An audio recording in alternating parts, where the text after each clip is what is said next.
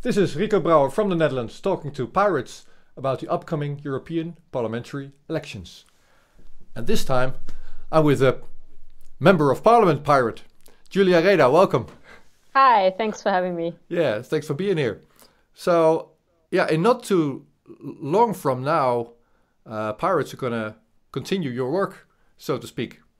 So let's look back on the last couple of years of you in Parliament and look forward on the European Union as you see it, and especially on those candidates that are now starting their campaigns. Yes, absolutely. So do you want me to just get right into it? Well, to start, one of the main topics that you've been working on for years, and that is reached, we voted on the Article 13, now 17 of the Copyright Directive. Any new developments on that area? Well, so the European Parliament unfortunately adopted the copyright deal without changes on the 26th of March. It was an extremely close vote. So on the question whether or not to allow amendments that would have allowed us to delete the most problematic articles, there was just a majority of 5 votes to keep the text as it is. And the final vote on the overall package, we lost by about 75 votes. So really, it was not that clear. It was a lot closer than the previous vote in September. And I think the street protests, the intense discussion about the topic on the internet played a huge role. But in the end, we just ran out of time, and we did not have enough time to get the information out there. So we lost the vote in the parliament, and now the only thing that's standing in the way of the directive being adopted is the vote in council, which is happening in the Agriculture Council on 15th of April. And there, the directive will be adopted if there's a qualified majority for it. And right now, it looks like there probably will be, even though, for example, the Netherlands have already announced that they will vote against. Yeah, in Sweden, I heard. Yeah, so Sweden is kind of an interesting case because Sweden used to be against the proposal, but then actually voted in favor of it in the Coreper meeting, which gave the green light to the vote in the European Parliament. And this was kind of surprising because the Swedish government parties had always voted against in Parliament, but the Swedish government changed its position at the last minute, probably because of the Swedish Social Democrats, who were internally divided. And in the end, in the European Parliament, some of the Swedish Social Democrats voted in favor and some voted against. Yeah. So it's probably the Social Democrats, who are the largest party in the Swedish government, who led Sweden to suddenly support the deal. But politicians back home didn't like that, so they have announced a vote by the European Affairs Committee in the Swedish Parliament that is happening this week on Thursday and Friday. Okay. And judging from what the different parties have said, including the Greens and the Liberals who support the government, there will be a clear majority against the proposal. And the Swedish government is expected to follow the decision by the Swedish Parliament to vote against. Okay. But on the whole, we'll have to wait until the 15th, see what happens. So I think the fact that Sweden wants to vote against is a good sign because it shows that position can still change. And some politicians have said, oh, it's over, we cannot change our position anymore, etc. Especially in Germany, it's kind of crazy because our coalition government is made up of the Conservatives and the Social Democrats. And the Social Democrats not only voted against in the European Parliament, the Justice Minister, who is responsible for copyright, even publicly called upon people not to support the deal. So clearly she took a public stance against it. But then she said that she would support it in the government anyway, provided that Germany can make a statement, a so-called protocol notice that would clarify how they would implement it and that they would try to avoid upload filters, etc. This kind of statement wouldn't even be legally binding, but absurdly enough, the Conservatives said no to that. So the Conservatives are not even willing to accept this protocol notice. And now the question is, what are the Social Democrats going to do? Because Chancellor Merkel has already said Germany will vote in favor. But if the coalition partner doesn't agree, it can actually force the German government to abstain. And if they abstain, there would not be a qualified majority. So it really depends now whether the German Social Democrats are going to stand up for what they believe in, or whether they're just going to give in to Angela Merkel. And it's going to continue to the very last day. Who would have thought that? Pretty much, yeah. I mean, I don't have very high hopes for the Social Democrats in this question, but they have lost a lot of credibility because of this, because generally, you know, they were relatively popular with young people. Also, the fact that they voted against in parliament gave them a lot of sympathy. But if at the end of the day, they're just going to go along with what Merkel says, I think it's really going to hurt them in the European elections. So I hope they're going to think about it very seriously. So if you look back on the last 5 years, with regulations like this, but also on the positive side, maybe what you did with FOSSA and what we have with the GDPR, do you see the European Union better off today than it was when you started 5 years ago? It's a very difficult question, because I think on the one hand, in terms of legislation, there have been a lot of positive steps. So the ones you mentioned, but also, for example, next week we will be voting on a directive on whistleblower protection, which I think is extremely important, so that people like Antoine Deltour or Edward Snowden would not be able to be sued in Europe simply for telling the truth and for informing the public about really important cases of corruption, tax avoidance, etc. And this is a huge success that the Pirates and the Greens really fought for over the last 5 years, and I'm really happy to see that coming into effect.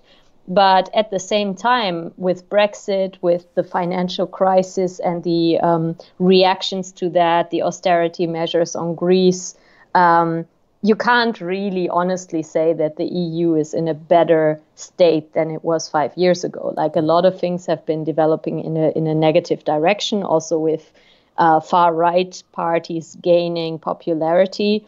And of course, there has also been internet legislation that is really worrying, that sometimes is due to intense lobbying from the entertainment industry, like in the copyright file, or sometimes simply a product of fear. Like, we have this terrorism regulation on the table at the moment that is really putting draconian obligations on anyone who runs a website. And I think it's just a knee-jerk reaction to terrorist attacks and the way that they have been popularized on the internet that is kind of leading a free society to restrict our own freedoms in a way that I find really worrying. Yeah. So it's a very mixed picture. Yeah, indeed. And also, hearing you talk like this, and you're so into those files and everything that took place last 5 years. Now we have a new set of pirates coming in that have to get used to Brussels, Strasbourg, and all those stuff that you learned. Are you gonna train them up a bit, or what? Yeah, I mean, I'm trying to support them as much as I can. I'm in really close contact with the Czech pirates, who are currently on track to get probably at least 4 members of the European Parliament elected, which is a really great improvement. I mean, last time they only missed entering into parliament by a few thousand votes. So it was really close last time. And I'm glad to see that they're really interested in, core pirate topics. Like the 2 lead candidates have a really strong kind of fundamental rights angle, with one of them being a free software developer and coming from this whole free culture struggle, and the other one focusing strongly on issues around weapons exports and fundamental rights in our foreign policy. And I think this is all extremely important. I'm also in good contact with the German lead candidate, Patrick Breyer, who is a well-known data protection and transparency activist. And there are also some kind of coalitions, like, for example, in Slovenia, the Pirate Party is supporting a coalition together with kind of green activists that I think together are really forming an interesting new part to the party system there. And I think they have pretty good chances as well. And my team and I are trying to keep them informed about what's going on in Brussels and also what they can expect if they do get elected. Yeah. All right. Now, well, I've invited Patrick, so I want him in his ear as well, and show the Germany and the other countries, pirates in the other countries, who's running in Germany and what their agenda is. Same for all the other countries. And we've talked to Marketa already from Czech Republic and MEP from Sweden. So there's a bunch of countries running with pirates in these elections. We'll try to do interviews with them. What would you say to the people on those lists, on those electoral lists, and those people just now starting the campaigns? I think that for a party like the Pirate Party, the European Parliament is probably the most important parliament, because when national parliaments do legislation on digital issues, more often than not, it's an implementation of EU legislation. And even though we lost the vote on the copyright directive in the end, we did manage to make a lot of improvements compared to the original draft. And we were also able to create a public discussion about it while it is being discussed at European level. And this is, I think, really what the pirates need to do to get a European public debate on internet issues, because the European Parliament is really where the decisions are going to be made. And I hope that there are going to be a lot of European pirates elected that can carry on this work. Yeah. So they're really going to make you work till your last day there? More or less. I mean, things are going to wind down here after the end of next week when the parliament goes into recess. Yeah, but until then, it's really going to be extremely stressful. And we still have the vote on the terrorism regulation ahead next week.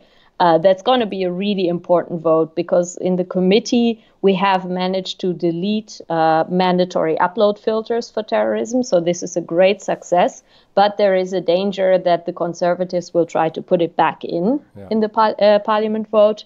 But at the same time, there is still this rule in the proposal that we weren't able to eliminate at committee level, that a platform has to delete terrorist content after a removal order within 1 hour, which is extremely difficult for small websites to do. And we have to get rid of that in the parliament vote. So we still have a lot to do for next week. We still have the copyright vote coming up in council.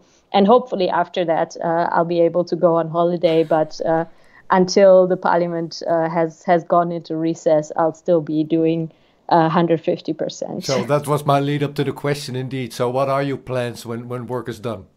Right. So I've decided that I miss a bit the academic discussion around internet issues. And so I will start a PhD at the MIT Media Lab in September, also around kind of internet and free knowledge issues. So I'll definitely stay part of those discussions, but I don't want to become a career politician where basically I become dependent on being reelected. So that's what I have planned for the next months. Yeah, and then up until September, you're in for a well-deserved vacation.